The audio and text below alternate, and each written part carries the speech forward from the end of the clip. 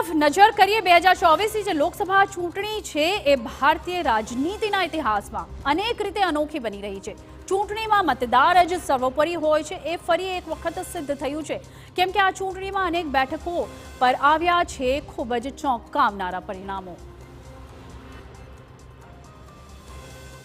લોકસભાની ચૂંટણીના પરિણામો દરમિયાન અનેક બેઠકો પર અત્યંત રસાકસી જોવા મળી, તો અમુક બેઠકો એવી પણ હતી કે જ્યાં દિગ્ગજ ઉમેદવારોએ ધરખમ લીડથી જીત તેમને મેળવી છે, અને બીજી તરફ અમુક બેઠકો પરના પરિણામોએ તો ફક્ત ઉમેદવાર જ નહીં પરંતુ સમગ્ર દેશને ચોંકાવી દીધા છે।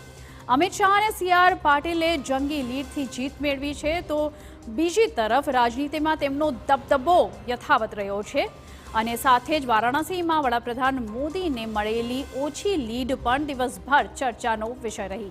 ગુજરાતમાં ગેનીબેન ઠાકોરે ભાજપના વિજય હેટ્રિકના રથને અને તેમના સપના પર પાણી ફેરવી દીધું છે, તો સ્મૃતિ ઈરાની અને અધીર રંજન ચૌધરીની હારે પણ સૌ કોઈને ચોંકાવ્યા છે। તો આવો એક નજર કરીએ લોકસભા ચૂંટણીના સૌથી ચોંકાવનારા પરિણામો પર। તો લોકસભા ચૂંટણીના ચોંકાવનારા પરિણામો જે છે એના ઉપર આપણે નજર કરીએ। અમિત શાહને 7,44,000થી વધુ માર્જિનથી તેમને જીત મળી છે। CR પાટીલને જીત મળી છે 7,73,000થી વધુ માર્જિનથી, અને ગેનીબેન ઠાકોર 30,000થી વધુ માર્જિનથી જીત્યા છે પોતાની બનાસકાંઠા બેઠક પરથી। તો ગુજરાતમાં આ તમામ જે છે ચોંકાવનારા પરિણામ રહ્યા છે, અને ગુજરાતમાં ખાસ કરીને નજર હતી કે કોણ કેટલી વધુ લીડથી જીત મેળવે છે। નરેન્દ્ર મોદીની વાત કરીએ તો આ વખત 1,52,000થી વધુ માર્જિનથી તે જીત્યા છે। સ્મૃતિ ઈરાનીની હાર જે છે તે ખૂબ જ ચોંકાવનારી રહી છે। 1.67 લાખ મતોથી તે હારી ગયા છે અમેઠી બેઠક પરથી। ત્યાંના સ્થાનિક નેતા કિશોરીલાલ શર્મા સામે હારી ગયા છે।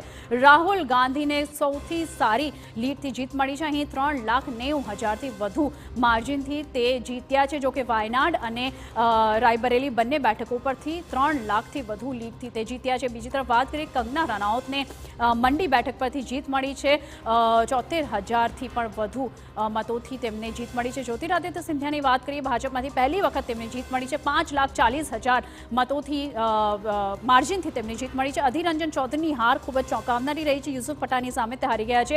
85,000 મતોથી તે હારી ગયા છે। તો આ તમામ ચોંકાવનારા પરિણામો અત્યારે લોકસભાના રિઝલ્ટમાં સામે આવ્યા છે। તેજસ્વી સૂર્યા બેંગ્લોર સાઉથ બેઠક પરથી 2.77 લાખની માર્જિનથી તેમને જીત મળી છે। શશી થરૂરને જીત મળી છે 16,000થી માર્જિનથી, જે ખૂબ જ નજીવી માર્જિન છે, અને અવધેશ પ્રસાદ જે છે ફૈઝાબાદ બેઠક પરથી 54,000ની માર્જિનથી તેમને હાર મળી છે, જે ખૂબ જ ચોંકાવનારો છે, કારણ કે અયોધ્યાનો જે મુદ્દો છે રામ મંદિરનો તે આ સમગ્ર ચૂંટણી દરમિયાન ખૂબ મોટો ચર્ચાનો વિષય રહ્યો હતો।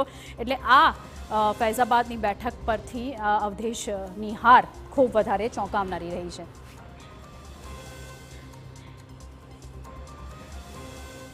સુપર 6